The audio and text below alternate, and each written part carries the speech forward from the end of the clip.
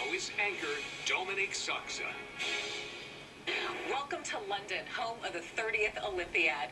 This city is filled with excitement and anticipation. Tonight we're going to take you from Houston to London to show you how our local athletes are preparing. But first, what does it take to host these great games? Well, I set out across London to find out. As we all arrived in London, we soon experienced some of the Olympic headaches. I've been trying to avoid the Olympics as at all. Here I am on the first day driving into London. So. Security is at every corner, blocking off areas all over the city. The infamous Olympic-only travel lanes were amazingly empty, and that left a growing traffic mess behind almost everywhere. But despite the bumps in the road, we soon see the amazing transformation taking place in this great city. Historic places of pageantry, soon to be part of new Olympic history. I'm standing near Horse Guards Parade, an elegant spot that held the official commemoration for the Queen's birthday.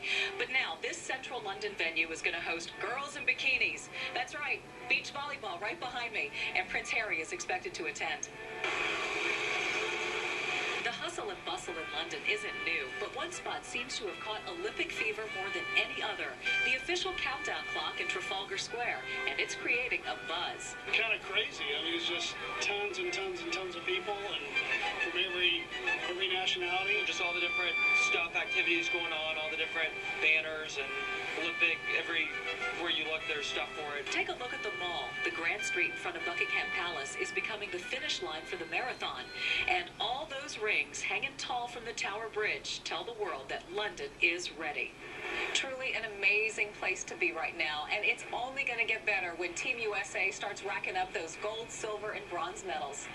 The countdown to the opening ceremony is just under 24 hours away. I'll be back with much more from London in a bit. For now, let's get you back to Local 2's Rachel McNeil and Sports Director Randy McAvoy in the studio. Thanks, Dominique. And you know, one of the best parts of the games is watching kids who get inspired by these events. No doubt they're going to be young boys pretending to be Michael Phelps. The girls are going to be doing cartwheels like the women's gymnastics team. Yeah, the U.S. gymnasts are favorites to win gold medals in London, and part of their success is great coaching right here in Texas. I caught up with the team while they were here for their last-minute Olympic workouts. After years of training, hours in the gym, and in competition, the final destination for our women's gymnastics team is London. The Team USA squad, already dubbed the Fantastic Five, is on a mission. If you don't know them by now, you will. There's Jordan Weber, Gabby Douglas, Allie Raisman, Michaela Maroney, and Kyla Ross. Big names now on the biggest stage of their lives.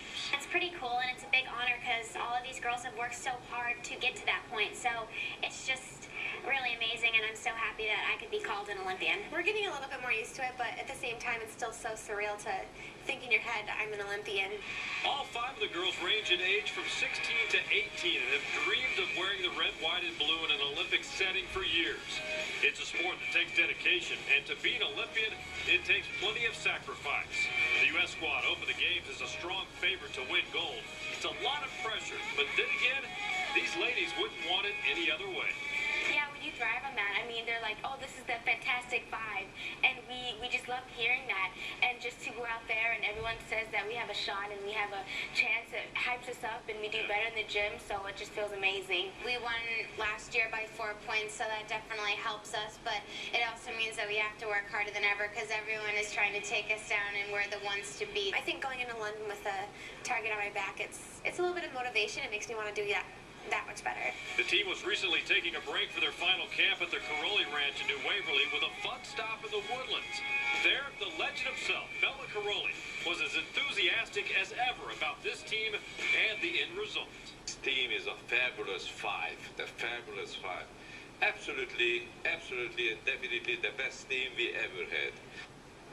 Straight from the mouth of Bella Caroli. We're not going to have to wait long at all to see if these Texas-trained gymnasts get that gold medal. The women compete this weekend, the first round coming up on Sunday.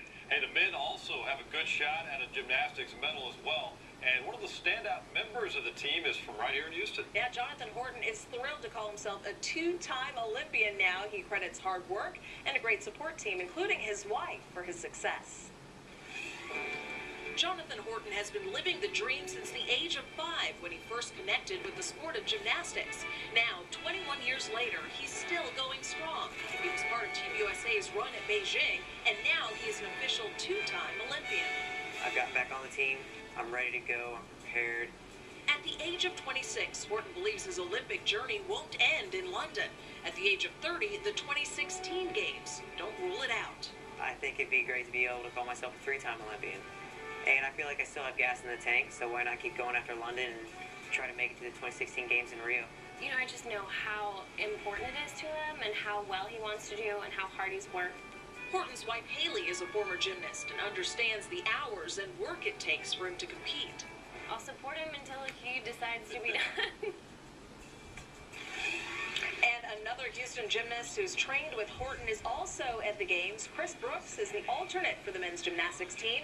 Brooks was born and raised right here in the Bayou City. In London, he'll be cheering on his teammates and, of course, ready to step in if anyone gets hurt. All right, these Olympic Games, we're going to keep you connected throughout the Games on Facebook and on Twitter with the hashtag KPRC Olympics. And your favorite athletes are also using social media to give us an inside look at their thoughts before the Games. You know, today Michael Phelps tweeted safe travels to his family and everyone else traveling over the pond for the 2012 Olympics. Natalie Coughlin tweeted, really nice of the basketball guys to meet the other athletes. They're getting swarmed by fellow Olympians. Here's the picture that she tweeted. You can see a crowd of people around several NBA players on the U.S. basketball team. And earlier this week, Houston's own Marlene Esparza tweeted, I'm in a relationship with boxing. My focus is winning. Do not be mistaken. Yeah, she wants that gold medal. This is the first time women's boxing is a part of the Olympic Games, and Esparza is considered a favorite in the sport. It's Monday evening inside a sweltering East Houston gym. Through the jabs and the rounds and the sweat, Marlene Esparza works. But the Olympic jitters have already hit. For a while it was nerves, and now, okay, I'm getting really close, and I just think it's a good idea to fight. Esparza has been boxing since she was 11 years old. Most of it here, inside the Fighter Nation gym. She's battled boys and stereotypes for more than a decade. Boxing legend Termite Watkins runs Fighter Nation. It says he always knew the now 22-year-old had the it to be the special one. I've never seen anybody work as hard as she does. The hard work paid off when Esparza won the U.S. Olympic boxing trials earlier this year, putting her atop the USA team, part of the first group of female boxers ever to fight for Olympic gold.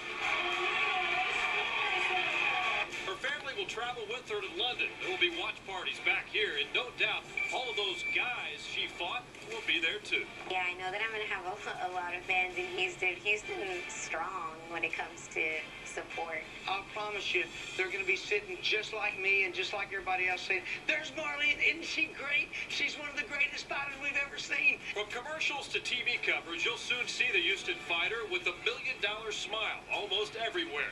With greatness comes the expectation of Olympic gold. So I'm just going to try to embrace it, and I think from there my mind and my body will just take over. I think it's going to be insane. I hope everybody, gets excited about it. She is focused. Can't wait to see her inside of